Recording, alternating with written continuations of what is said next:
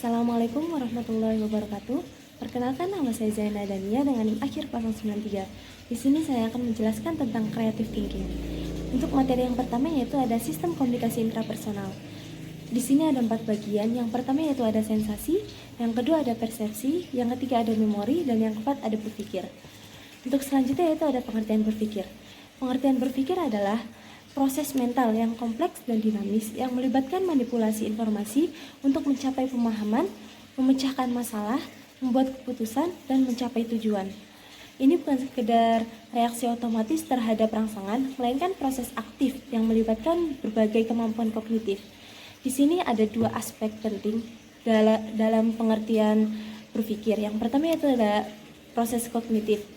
Berpikir melibatkan berbagai proses kognitif seperti persepsi, perhatian, ingatan, penalaran, dan pemecahan masalah. Semua proses ini bekerja sama untuk memproses informasi dan membentuk pemahaman. Dan yang kedua yaitu ada manipulasi informasi. Untuk manipulasi informasi ini, berpikir melibatkan pengolahan informasi yang diterima dari lingkungan maupun dari ingatan. Informasi ini dapat diorganisir, dihubungkan, diinterpretasi, dan diubah untuk mencapai tujuan yang tertentu. Selanjutnya yaitu ada macam-macam berpikir. Di sini macam-macam berpikir ini sangat beragam dan seringkali tumpang tindih, tergantung pada bagaimana kita mengkategorikannya. Di sini ada 4. Yang pertama yaitu berdasarkan proses kognitif. Proses kognitif ini berfokus pada pencarian satu solusi yang benar atau paling tepat untuk suatu masalah. Yang kedua yaitu ada berdasarkan tingkat kompleksitas. Nah, di sini berpikir sederhana melibatkan proses kognitif yang relatif sederhana seperti mengingat, mengidentifikasi, dan membandingkan. Yang ketiga yaitu ada berdasarkan orientasi. Nah, orientasi ini memulai dari premis umum dan menarik kesimpulan khusus. Misalnya seperti semua manusia akan mati. Saya adalah manusia, maka saya juga akan mati gitu. Terus yang keempat yaitu ada berdasarkan gaya. Nah, berpikir secara terorganisir dan terstruktur ini mengikuti langkah-langkah yang logis dan sistematis. Materi selanjutnya yaitu ada mazhab pemikiran. Nah, untuk mazhab pemikiran ini merujuk pada kelompok ide, teori, atau pendekatan yang sistematis dalam suatu bidang studi tertentu, khususnya filsafat, ilmu sosial, dan agama. Nah, mereka ini dibedakan oleh asumsi dasar, metodologi, dan kesimpulan yang dihasilkan.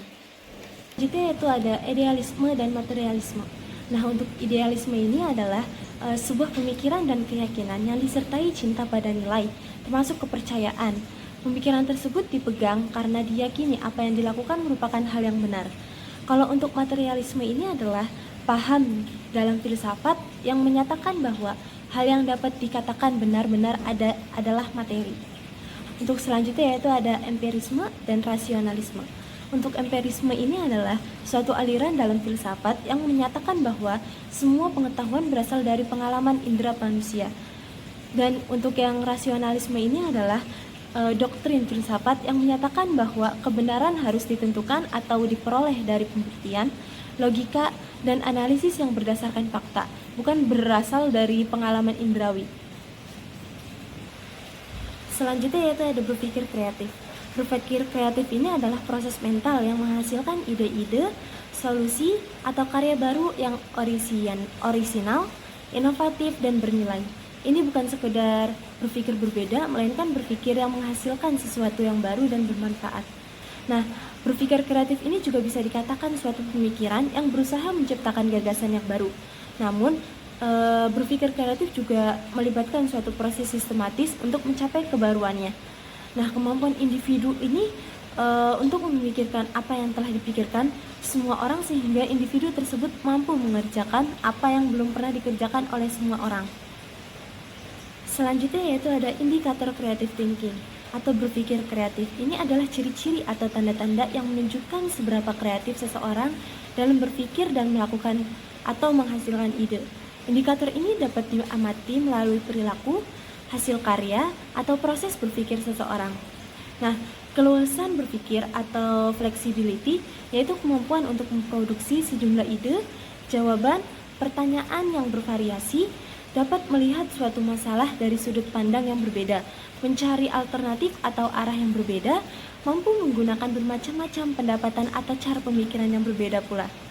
Untuk elaborasi atau elaboration, yaitu kemampuan dalam mengembangkan gagasan dan menambahkan atau memperinci detail-detail dari suatu objek, gagasan, atau situasi sehingga menjadi lebih menarik. Selanjutnya yaitu kenapa kita harus berpikir kreatif. Nah, di sini tuh ada 4 jawabannya. Yang pertama yaitu pemecahan masalah yang lebih efektif. Jadi berpikir kreatif memungkinkan kita untuk menemukan solusi yang inovatif dan tidak konvensional untuk masalah yang kompleks. Ketika pendapatan tradisional gagal, kreativitas menawarkan jalan keluar yang baru. Nah, untuk yang kedua yaitu ada pengembangan diri dan pribadi. Nah, pertumbuhan pribadi ini berlatih berpikir kreatif, merangsang pikiran, meningkatkan kemampuan kognitif, dan mendorong pertumbuhan pribadi. Ini membantu kita melihat dunia secara berbeda dan mengembangkan kemampuan pemecahan masalah itu sendiri.